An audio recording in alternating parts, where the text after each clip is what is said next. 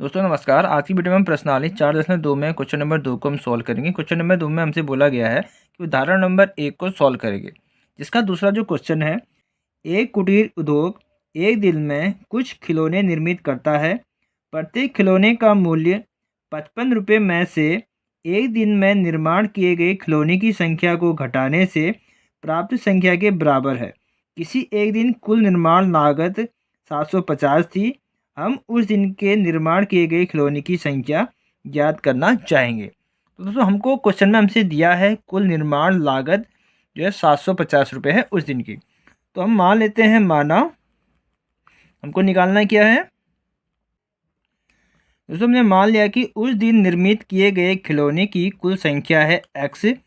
तो इस तरीके से उस दिन प्रत्येक खिलौने की जो दोस्तों लागत होगी वह दोस्तों क्या होगी, वह होगी 55 माइनस एक्स। क्योंकि क्वेश्चन में हमसे बोला जाता था कि प्रत्येक खिलौने का मूल्य 55 रुपये में से एक दिन में निर्माण किए गए खिलौने की संख्या को घटाने से प्राप्त संख्या के बराबर है। तो 55 रुपये में से हमको क्या घटाना है, एक दिन में निर्मित किए गए खिलौने की संख्या। तो हमने क्या निकाला, हमने माना था उस दिन निर्मित किए गए खिलौने की कुल संख्या हमने एक्स मानी थी। तो हमने 55 में से हमने एक्स से घटाया, तो वो हमारा उस दिन प्रत्येक खिलौने की लागत हमको निकल के आई है, जो हमसे क्वेश्चन में कहा गया था। तो क्वेश्चन में आगे हमसे ये भी कहा गया था कि उस दिन निर्मित टोटल खिलौने की संख्या का जो निर्माण लागत था वह 750 था। यानी कि हमने जो कुल खिलौने की जो संख्या निकाली है वह एक्स निकाली है, ठीक है। और हमने निकाला कि उस दिन प्रत्येक खिलौने की जो दोस्तों लागत है वो है 55 माइनस एक्स है। तो उस दिन का जो टोटल लागत है वह 750 है। हमने एक्स क्या माना, टोटल संख्या मानी खिलौने की संख्या की, उस दिन हमने कितने खिलौने बनाए। और प्रत्येक खिलौने का जो हमारा खर्चा है वो हमने निकाला है 55 माइनस एक्स। तो इन दोनों का दोस्तों हम इंटू करेंगे तो वो आएगा हमारा 750 के बराबर।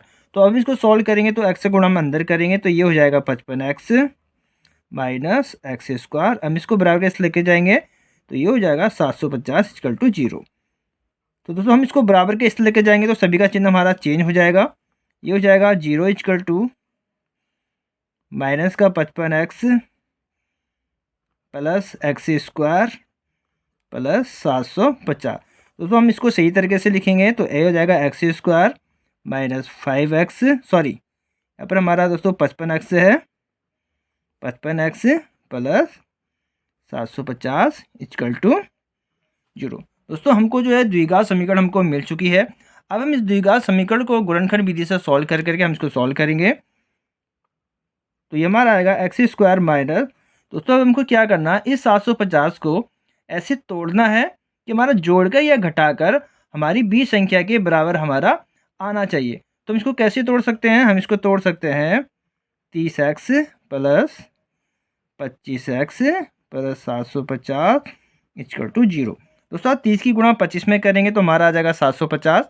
30x में 25x जोड़ेंगे तो हमारा आएगा 55x। तो हम 55x की जगह लिख सकते हैं 30x प्लस 25x।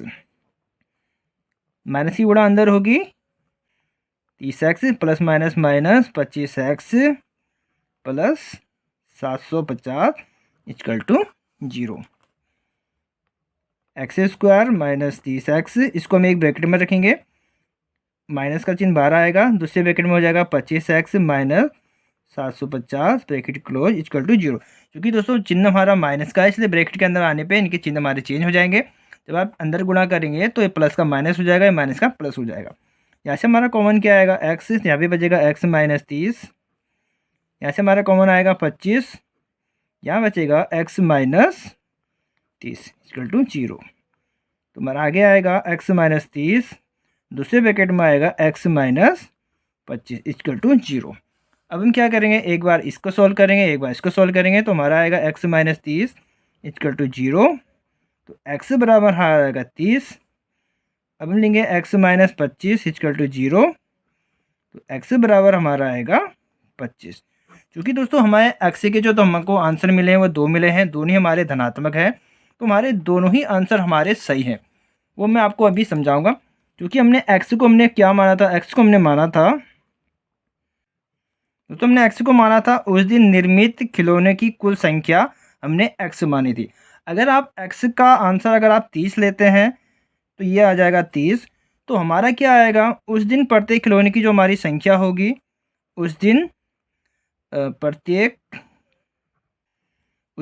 खिलौने की जो हमारी लागत होगी वो होगी 55 माइनस x। तो हमारा क्या आएगा, 55 माइनस 30 बराबर 25।